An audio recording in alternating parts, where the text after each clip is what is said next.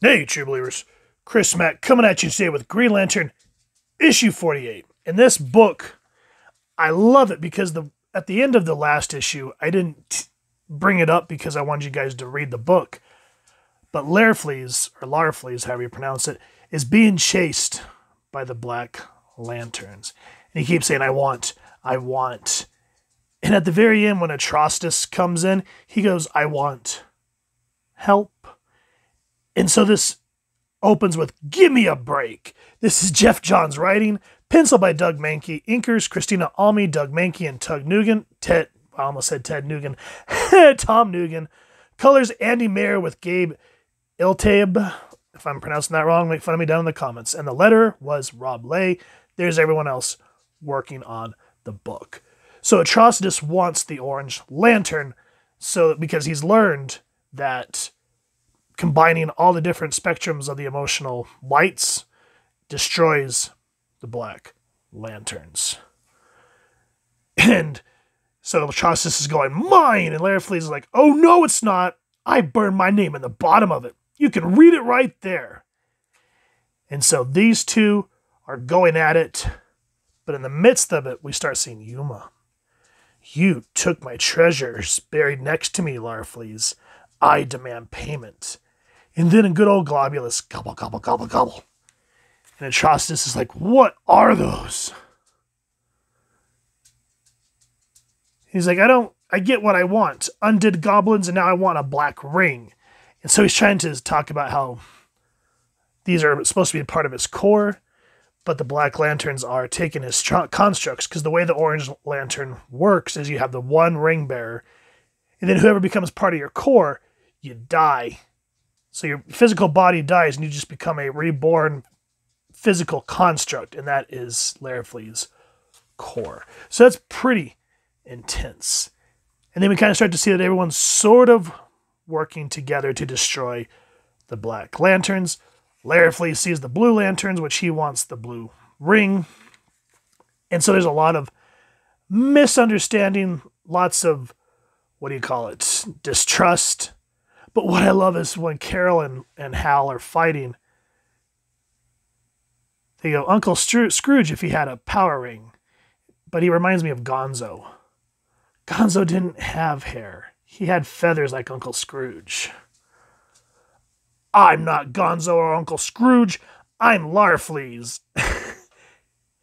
And to a degree, this reminds me of my kid because we'll say something cute like, you're Bubba. And he goes, I'm not Bubba. My name is... And he says his name. And it just made me laugh when I read it.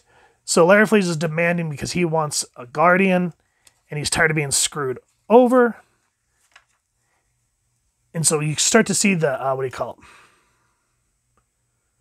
tensions come to a boil in this issue. And if you hear clackety-clack, I apologize. My pups are in here, and they get anxious every time I shut the door to record.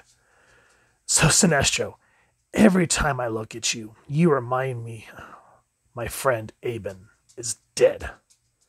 And the truth is, after all this, I realized the Blackest Night wasn't what Aben was trying to stop.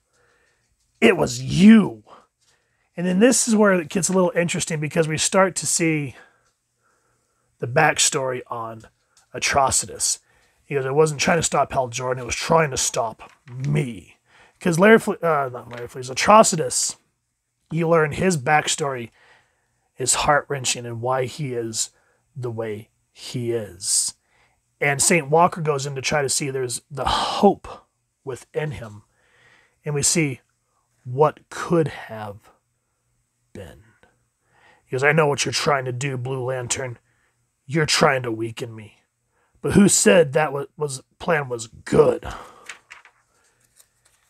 So you see that he's not just a why he's filled with rage. Like he's just not this off-the-cuff hatred person. And so while that's happening, Larfleeze is demanding his own lantern. So you can see how trying to get the emotional spectrum to work is not really going anywhere. But it's, again, the Indigo Tribe that kind of brings everything back and it says, I did not know we were never going to allow for the Black Rings to charge. I'm channeling it. I sense its source of power. a black hole of emotion. And then she mentions that Aben Sur was her savior. And this kind of finally starts to bring everybody to team up and at least get some semblance of teamwork together. And now I have reviewed, just kind of on a little side anecdote, I remember when they started promoting these figures, and I jumped on these like hotcakes, man. I've gone over, what was her name? Mira, and I've gone over Larifleeze. I will eventually go over the rest of the ones. I don't care too much about the Alpha Lantern. I have a different John Stewart, but I want Arisia so bad. I want that figure, and I'm going to have to break down and go on Amazon. If you guys have one that you're willing to sell or give up, let me know, and I'll do a review, and I'll give you a shout out. But anyway, the book in and of itself, great work. Great way to kind of show who's who. Like, Hal makes this point that Larifleeze smells bad. And I think it's Carol that says it's not Larifleeze, it's the ring. So not only does it make him hunger, like this never-ending hunger for everything, it also starts to make him smell like he's rotting, essentially. You get the idea of why Atrocitus is the way he is, what space sector he's coming through. The art team keeps you engaged with the beautiful, beautiful artwork. And it's just interesting to see how Indigo 1 says that Aben Sur was her savior. With that said, when they switched over to the New 52 and Jeff Johns continued on with the Green Lantern title, it started out decent, but I hate that after everything that they'd set up with the Blackest Nights, I hate what they did to the Indigo Tribe. If you guys know what I'm talking about, let me know what your thoughts are down in the comments. If not, I'll eventually go over the New 52 Green Lantern and kind of show why it irked me that we get introduced to Monk in Indigo 1 and how they try to hold the light of compassion, and then all of a sudden it's like a full 180. But yeah, leading into Blackest Nights issue 5, you need to understand how these teammates are reluctantly willing to join one another. So if you've enjoyed what you've seen, please first and foremost support your local comic shop or wherever it is you'd like to get your action figures and comic books. And if you've enjoyed this review, we really would appreciate if you take a moment to like, share, and subscribe. Helps the club channel more than you could possibly know.